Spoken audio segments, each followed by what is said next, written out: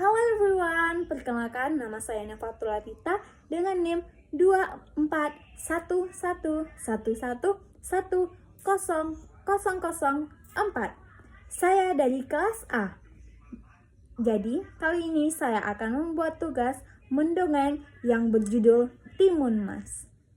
Zaman dahulu kala, hiduplah seorang perempuan tua bernama Mbok Sirni. Dia hidup sebatang kara, tak punya keluarga. Setiap hari dia mencari kayu bakar di hutan untuk dijual ke pasar. Uangnya hanya cukup untuk makannya sehari-hari. Namun bagi Mbok Sirni itu lebih dari cukup. Karena dia hidup sebatang kara, Mbok Sirni sering kelelahan karena umurnya yang sudah tua. Siang itu, Mbok Sirni melepas lelahnya di sebuah batu besar di tengah hutan. Sambil melamun, ia menghayal, seandainya aku punya anak, tentu saja pekerjaannya akan lebih mudah.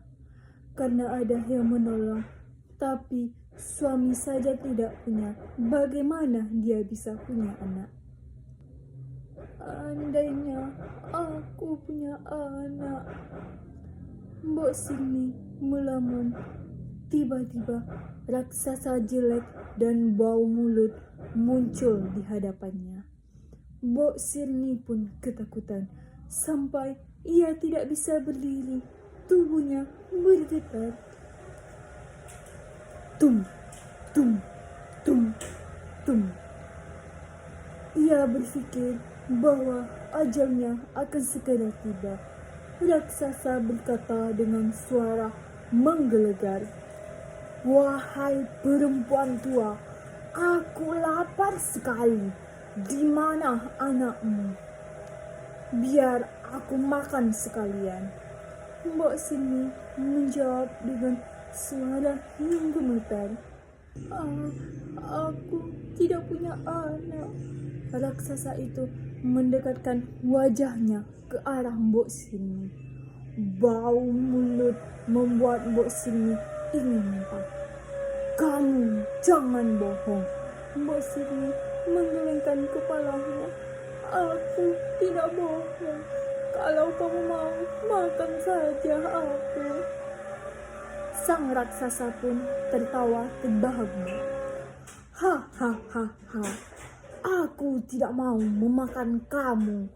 Kamu sudah tua dan peyot. Dagingmu pasti tidak enak. Meskipun kamu punya daging, bisa-bisa gigiku sakit karena memangkan tulang-tulangmu. Hahaha." Kemudian raksasa itu memberikan sebuah kantong kecil yang berisi biji timun. "Tanamlah biji-biji ini. Mereka akan tumbuh dan berbuah. Salah satu buahnya akan berwarna emas. Jika sudah masak, petiklah buahnya. Di dalam timun itu akan muncul seorang bayi. Rawatlah dia dan beri makan dengan cukup, agar dia tumbuh dan sehat. Saat dia berumur 6 tahun, aku akan datang menagih anak itu. Dia pasti akan menjadi santapan paling enak. Paham?" Mbok Sirni menerima kantong itu. "Segera pergilah," bentak raksasa itu. "Baiklah, aku akan pergi." Suaranya yang keras membuat Mbok Sirni lari terbelit-belit. Sesampainya di rumah, Mbok Sirni melaksanakan perintah raksasa. Dia menanam biji-biji timun itu di tegalan miliknya, di mana setiap hari Mbok Sirni selalu menyiram, merawat timun-timunnya. Seiring berjalannya waktu, tanamannya tambah subur dan mulai berbuah. Benar apa yang dikatakan raksasa tersebut. Salah satu buah dari tanamannya akan berwarna emas. Mbok Sirni memberi perhatian khusus kepada timun emas itu. timun-timun itu semakin hari semakin masak. Timun mas itu pun juga tumbuh besar. Sudah waktunya Mbok Sirni memanen timun mas tersebut dan membelah timun itu. Sudah waktunya timun ini aku petik. Mbok Sirni akhirnya memetik timun mas itu dan membelahnya dengan hati-hati. Betapa terkejutnya dia karena mendapatkan seorang bayi perempuan menangis di sana.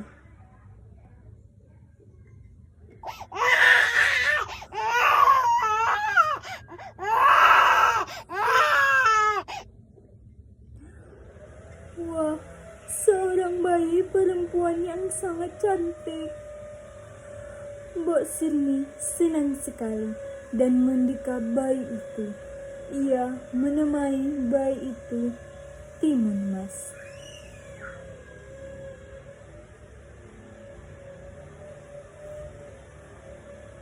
Timun mas tumbuh menjadi anak yang sehat, cekatan dan terampil. Mbok Sirni tidak henti-hentinya bersyukur karena mempunyai anak berbakti seperti timun mas. Sini Mbok, aku bantu. Hah, iya, timun mas sayang. Namun ia teringat dengan janjinya kepada raksasa itu. Ia menjadi sedih karena sebentar lagi usia timun mas hampir 6 tahun. Kemudian raksasa datang dan menagih janjinya. Dum, dum, dum, dum, bunyi kaki raksasa. Untung saat raksasa datang, timun mas sedang pergi ke pasar menjual timun-timun milik kebunnya. Mana anakku nenek tua? Aku sudah tidak sabar ingin memakannya. Mbok Sirni berusaha menenangkan raksasa itu. Dia berkata kepadanya, "Hai raksasa, timun mas masih kecil, belumlah enak dagingnya. Datanglah 2 tahun lagi, pasti dia akan menjadi santapan yang enak." Raksasa itu setuju dan berjanji akan datang 2 tahun lagi. Baiklah, awas ya, aku akan kembali 2 tahun lagi. Ha ha ha ha ha. Wah ha ha ha ha ha. Mbok Sirni terus memikirkan nasib anaknya. Akhirnya di suatu malam ia bermimpi. Dalam mimpinya ada seorang petapa yang menyuruh timun mas pergi ke atas gunung. Suruhlah timun mas menghadap kepadaku. Baiklah, saya akan sampaikan kepada anakku timun mas. Mbok Sirni mengikuti pesan dalam mimpinya. Dia menceritakan semuanya kepada timun mas tentang janji-janjinya dengan raksasa. Mbok Sirni menyuruh timun mas ke tempat petapa itu berada. Timun mas, anakku, hati-hati ya sayang. Terima kasih, timun mas, pamit dulu ya. Timun mas yang patuh segera menuruti perintah ibunya. Dia menemukan rumah petapa itu dan menceritakan kepadanya. Sang petapa itu lalu memberinya 4 kantong yang hanya boleh dibuka ketika timun mas dalam keadaan bahaya. Timun mas, ini kakek bawakan 4 kantong benda yang menyelamatkanmu dari raksasa itu. Terima kasih kakek, timun mas pamit pulang dulu ya. Timun mas pulang ke rumahnya, namun alangkah terkejutnya karena sang raksasa sudah menunggu. Mbok Sirni segera berteriak, "Ha, raksasa itu sudah datang. Aku takut," ucap timun mas. "Lari timun mas, lari, selamatkan dirimu," ucap Mbok Sirni. Timun mas segera berlari. Sang raksasa menjadi marah dan mengejarnya. Timun Mas teringat pesan petapa tersebut. Aku takut, raksasa itu mengejarku.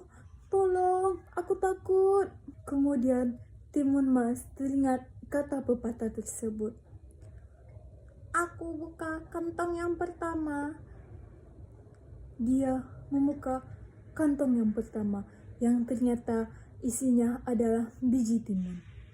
Gadis kecil itu menebarkan biji timun itu, dan muncullah timun-timun yang luas dan berbuah lebat. Perhatian raksasa itu segera teralih. Dia memakan timun yang segar, dan raksasa itu sampai lupa kepada Timun Mas. Namun saat timun itu habis, raksasa teringat akan Timun Mas dan mengejarnya kembali. Hahaha, jangan lari gadis kecil, jangan lari, hahaha. Sang raksasa semakin dekat. Kemudian Timun Mas melemparkan isi kantong yang kedua yang ternyata berisi jarum. Aku sebarkan saja jarum-jarum ini sekarang. Dan muncullah hutan-hutan bambu yang lebat dan beruncing. Ini apa? Ini apa? Sakit! Kemudian Timun Mas terus berlari dan raksasa itu lepas dari bambu yang menjulang tinggi tadi. Dan kemudian Timun Mas terus berlari. Raksasa itu terus mengejar Timun Mas. Timun Mas, kemana kamu akan lari gadis kecil? Ucap raksasa itu. Kemudian Timun Mas ingat kata pepatah tersebut. Timun Mas melemparkan kantong ketiga tersebut.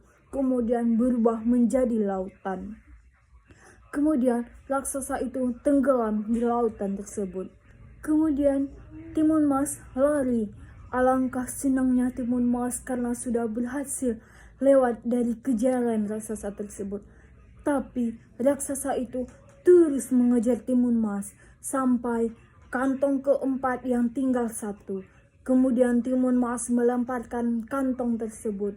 Kantong tersebut dilempar Timun Mas dan air itu berubah menjadi lautan api. Dan raksasa itu pun tidak bisa mengejar Timun Mas. Dan Timun Mas bebas dari kejaran raksasa tersebut.